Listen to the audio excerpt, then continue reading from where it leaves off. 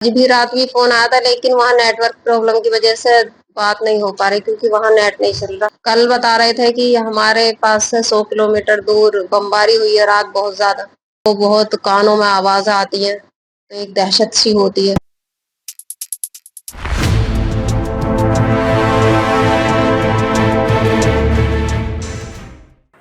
Iran और Israel के बीच छिड़ी जंग में दोनों ही तरफ से हमले तेज हो गए हैं। हवाई हमलों में ईरान के सैकड़ों लोग मारे जा चुके हैं। जंग को देखते हुए भारतीयों से तेहरान छोड़ने की अपील की गई है, तो वहीं ईरान में बुलंदशहर के सभी भारतीय छात्र फंसे हुए हैं। भारतीय छात्रों के परिजन भी इस बात को लेकर काफ़ी चिंतित है। वह मोदी सरकार से गुहार लगा रहे हैं कि छात्रों को सुरक्षित वापस लाया जाए। आपको बता दें कि बुलंदशहर के भी लगभग 10 छात्र इस वक्त ईरान में फंसे हुए हैं। ईरान में फंसे हुए छात्र अपनी सुरक्षा का ध्यान रखते हुए अपना शहर तो बदल चुके हैं, लेकिन वहाँ भी डर का माहौल कायम है। इस वक्त परिजन काफ़ी चिंतित है और उन्हें छात्रों की चिंता सता रही है। उनका सीधे तौर पर कहना है कि बच्चे फंसे हुए हैं और वहाँ खतरा मंडरा रहा है। ऐसे में जल्द से जल्द उन्हें सुरक्षित वापस भारत लाया जाए, ताकि उनकी जान में जान आ सके। परिजन कहते हैं कि उनसे बात हो रही है, कल रात भी बात हुई, बावजूद इसके चिंता बनी रहती है। मेरी बातचीत कल सुबह हुई थी।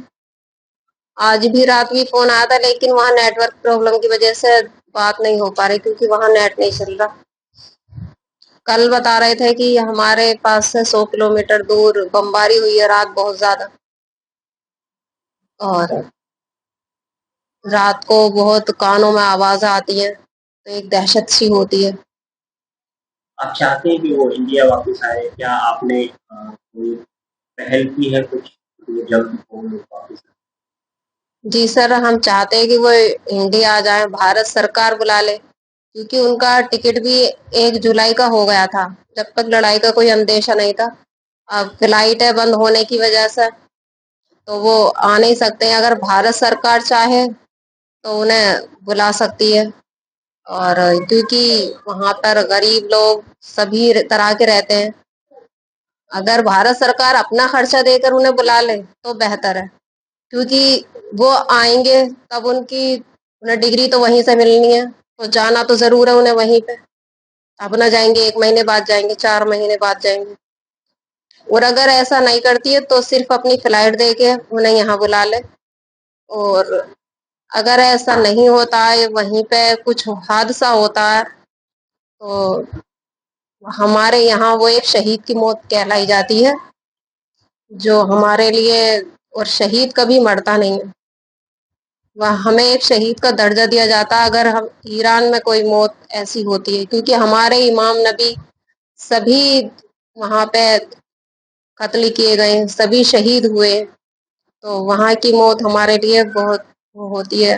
और ईरान में भी, ईरान को भी गरीब लोग इसीलिए जाते हैं क्योंकि ईरान उनकी हर चीज की सुविधा रखता है, मदरसे से खाना पानी सभी कुछ, लाइट की सुविधा, गैस, कमरे, होटल सब फ्री में दिए जाते हैं।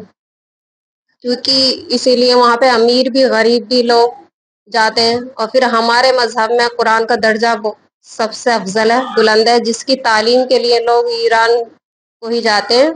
और उसकी डिग्री जो होती है वो ईरान से ही मुकम्मल होती है।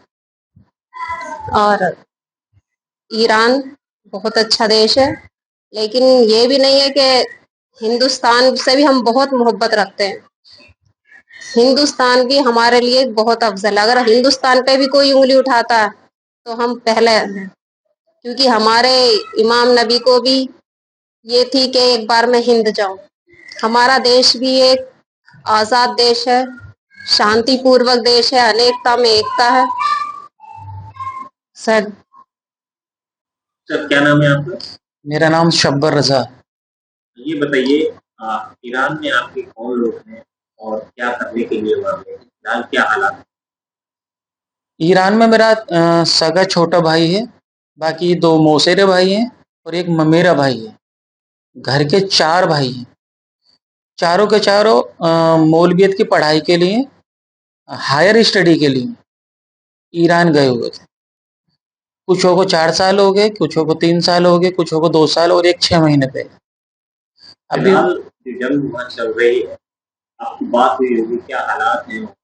मेरी उनसे बात हुई थी, वो लोग तेहरान में रह रहे थे, लेकिन जैसे ही ये डोनाल्ड ट्रंप का एक स्टेटमेंट आया, प्लस अपने इंडियन गवर्नमेंट की एक एडवाइजरी थी कि जितने भी इंडियन स्टूडेंट हैं ईरान के अंदर, वो जितनी जल्दी हो तेहरान छोड़ दो, तो उन्होंने इंडियन एडवाइजरी को फॉलो करते हुए तेहरान छोड़ दिया। तेहरान से 100 किलोमीटर दूर एक शहर है, कुम शहर, वहाँ एक यूनिवर्सिटी है, उस यूनिवर्सिटी में रह रहे हैं फिलहाल।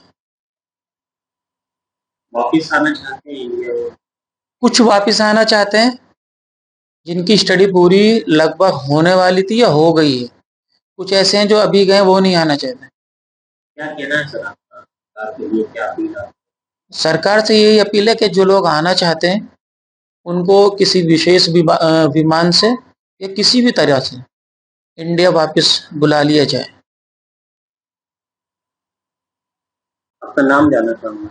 रोज़े अली ये बताइए, ईरान में कौन है आपका? मेरा बेटा है, क्या करने के लिए वो गए हैं? वो मौलवियत की पढ़ाई करने गए। कब आपसे कोई बातचीत हुई हो? क्या आप लोग चाहते हैं इस तरीके से वहाँ पर जंग हुई? मेरी कल 2:25 पे बात हुई और अभी बात हुई है 1 मिनट पहले। वॉइस आया अंदर, सही सलामत है। बमबारी कर रहा है इजराइल बराबर। क्या चाहते हैं आप भारत सरकार से? भारत सरकार से यही चाहते हैं हम कि भारत सरकार बच्चों को बुला दे, हमारों को अपने वतन में रहना चाहते हैं। अगर जंग बंद हो गई तो फिर चले जाएंगे वो। अगर इस दौरान कोई अनहोनी हो जाती है तो क्या कहेंगे? वो तो कुदरती बात है, अगर वहाँ अनहोनी हो जाती है तो शहीद कहलाते हैं। हमारे मजहब में शहीद का दर्जा मिलता है उनको। और प्रभातखबर.com, विश्वास वही, रफ्तार नहीं।